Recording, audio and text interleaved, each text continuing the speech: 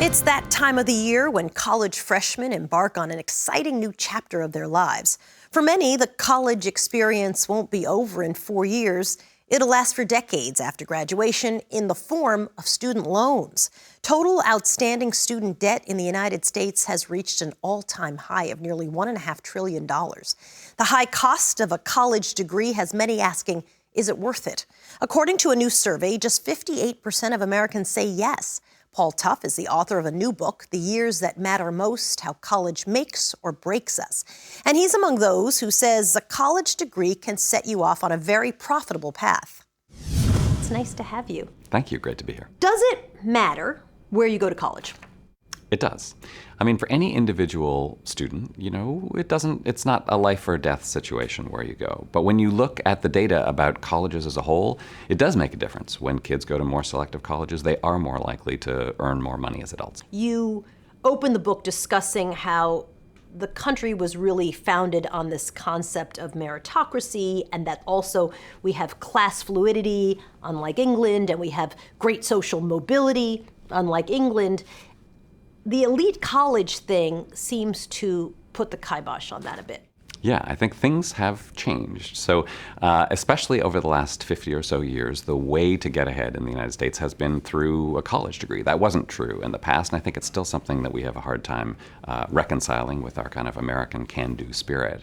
But now that that is true, I think it has helped to recreate some of the aristocracy, some of the hierarchy that was there before. You write about the GI Bill, and I was so interested to read that the presidents of Harvard and the University of Chicago did not sort of embrace the idea behind the GI Bill. They were actually fearful when the GI Bill became a thing. Why? There was this idea that, well, what if all of these poorly educated GIs, most of them, some of them didn't have a high school degree, a lot of them were farm boys, and now the GI Bill was going to let them all show up on campus. And the idea was that wasn't what colleges were for, right? These elite colleges were just for the rich kids, and if we let all these kids in, it's going to be chaos. We're going to have educational hobo jungles, is what one of the presidents called it. Which is such a crazy thing. They actually found very much the opposite. Yeah, so first of all, they did show up in big numbers, which a lot of people were skeptical about, the GIs. And when they did, they worked incredibly hard and they succeeded. And it was really the first time in American history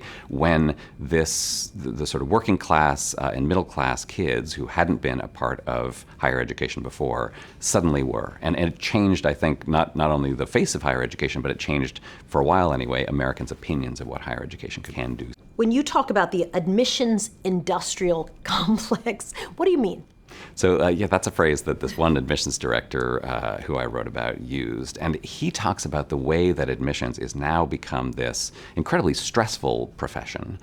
So I think when you're a parent or a kid, you think of admissions directors as these demigods up on Mount Olympus just making decisions and choosing the kids they want. But in reality, a lot of colleges are under financial pressure, and that financial pressure tends to trickle down to the admissions office. And admissions people are under pressure to admit kids who can pay the tuition. Are these the years that matter the most, do you think, at the end of the day? I mean, my daughter literally just went off to college. So it puts a lot of pressure on you. You're kind of freaking me out a little bit, actually. And I've got one who's a senior in high school, so you're kind of freaking me out about that, too. Yeah. Because I sort of tell them it's important, but it's not everything, and that every kid has a college that's good for them. Yeah, and I think that's exactly the right message for any individual student, right? There are lots of different options, especially if you've got resources in your family. Where you go doesn't matter that much. But for the country as a whole, the patterns of who goes where and the fact that so many well-off kids are the ones who are going to these institutions that